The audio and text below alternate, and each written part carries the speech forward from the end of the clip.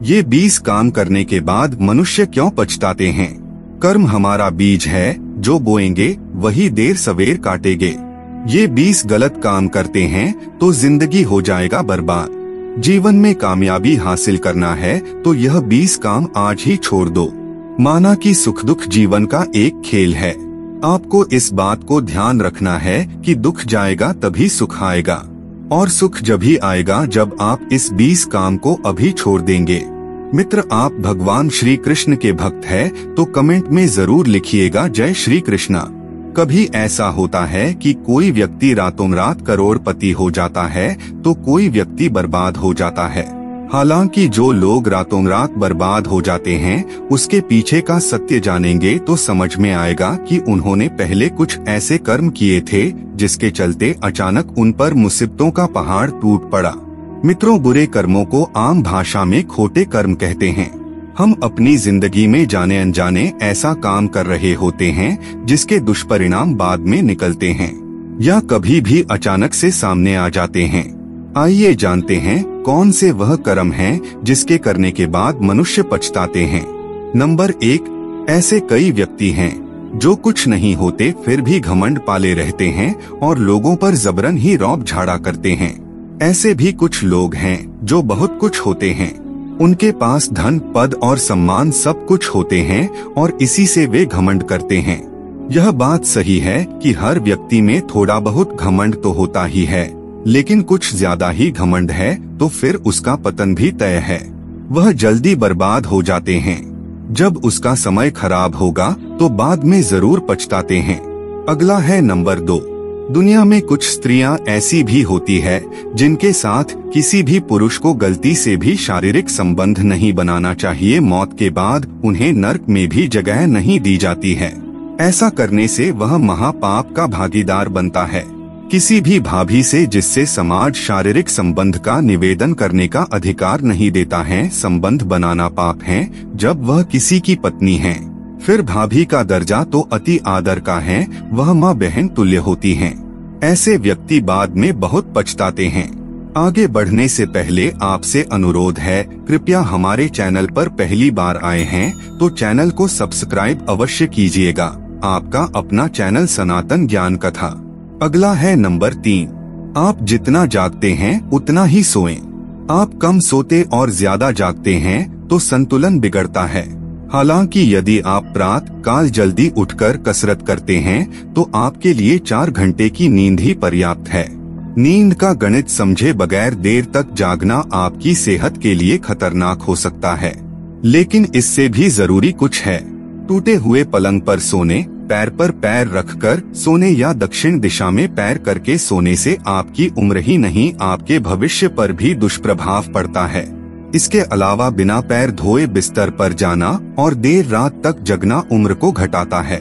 सूर्योदय और सूर्यास्त के समय सोना शरीर को रोगी बनाता है और उम्र को कम करता है।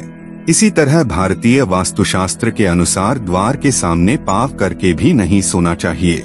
अगला है अंगुलियां गर्दन चटकाना। कई लोगों की आदत होती है कि वे अपनी अंगुलियां या गर्दन की हड्डी को चटकाते रहते हैं। इस खोड़ले लक्षण कहते हैं। इससे जहां उम्र कम होती है वहीं इससे दरिद्रता बढ़ती जाती है। वास्तव में कुछ लोग हर थोड़ी देर बाद जोर जोर से अपनी अंगुलियां चटकाते रहते हैं। वास्तव में लंबे समय तक अंगुलियां चटकाने से आपको बुखार, जोड़ों में दर्द जैसी बीमारी हो सकती है।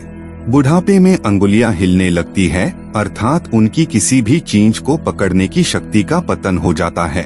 ऐसा करेंगे तो बुढ़ापे में बहुत पछताएंगे। अगला है वस्त्र। हालांकि इसमें से पहली बात को तो माना ही जा सकता है।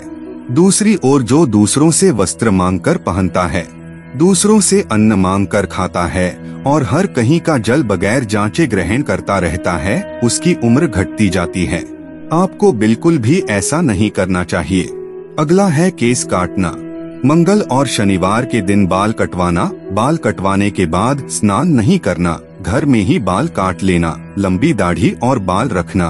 बालों में नियमित तेल नहीं लगाना। बाल नोचना, बाल हाथों से ही तोड़ना आदि ऐसे कई खोटे लक्षण हैं जिससे उम्र कम होती है। अक्सर लोग चंदन का लेप चेहरे पर लगाते हैं, लेकिन यदि यही लेप आप बिना स्नान से पहले लगाते हैं तो इससे आपकी जिंदगी के कई साल कम हो जाते हैं।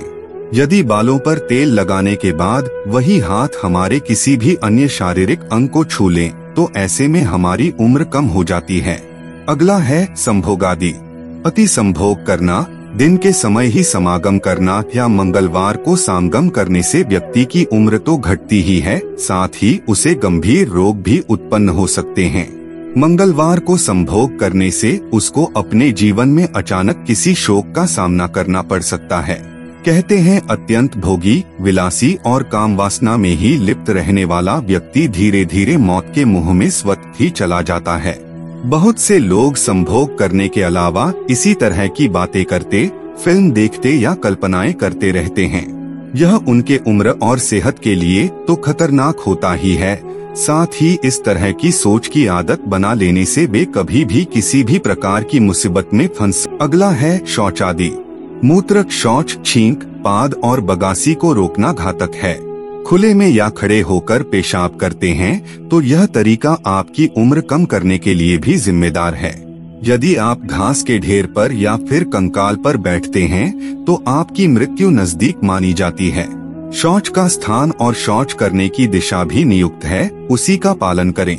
इसके अलावा जो व्यक्ति नाखून चबाता है या फिर स्वयं को दूषित रखता है, स्वयं की सफाई का ध्यान नहीं रखता, ऐसे व्यक्ति की उम्र कम होती चली जाती है।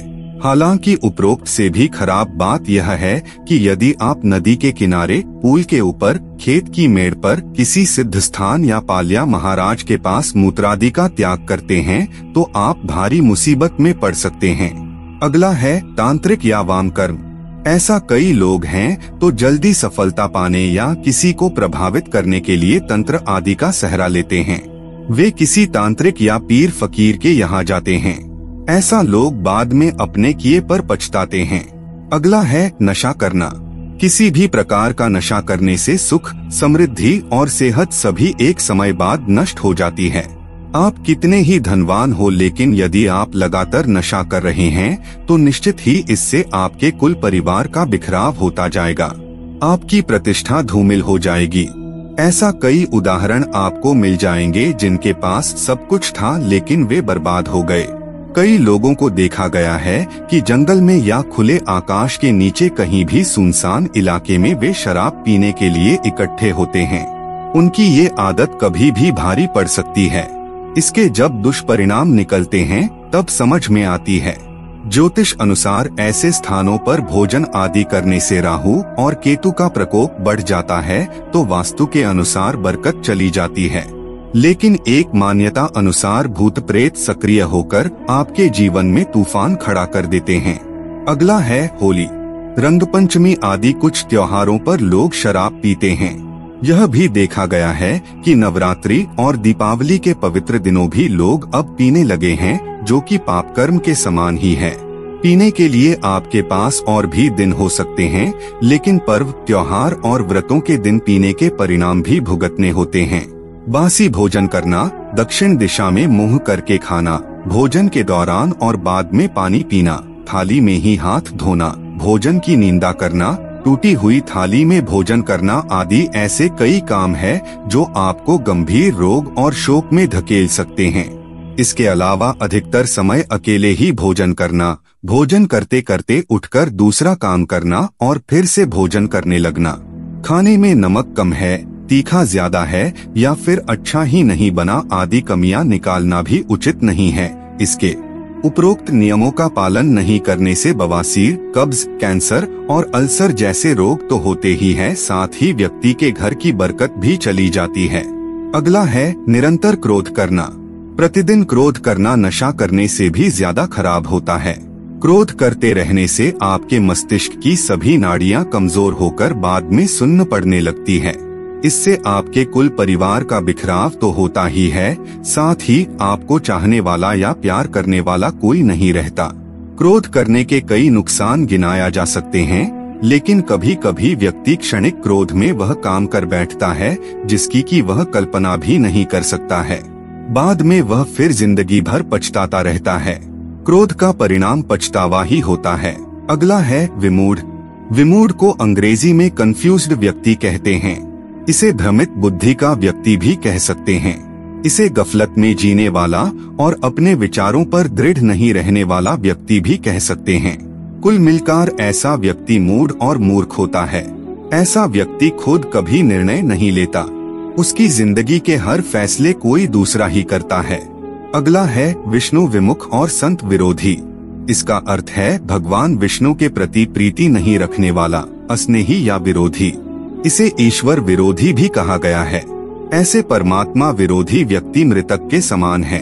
अविद्या से ग्रस्त ऐसे ईश्वर विरोधी लोग मृतक के समान है, जो बगैर किसी आधार और तर्क के ईश्वर को नहीं मानते हैं। उन्होंने ईश्वर के नहीं होने के कई कुतर्क एकत्रित कर लिए हैं। अगला है नीरस लोग।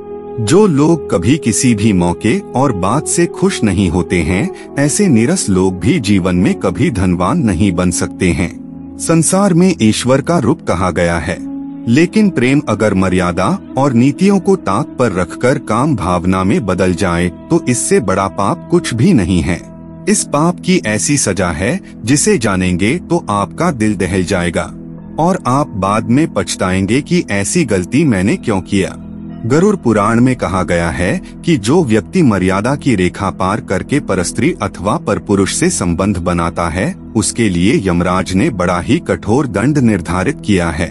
ऐसे स्त्री और पुरुष की जीवात्मा को दहकते लोहे के खंभे का आलिंगन करवा जाता है। इससे जीवात्मा का शरीर जल जाता है। जीवात्मा उस क्षण को याद करके रोता है जब उसने अवैध संबंध बनाया था। इससे भी यमराज के दूतों के हृदय नहीं पिघलता है और बार बार दहकते लौह स्तंभ का आलिंगन करवाते हैं।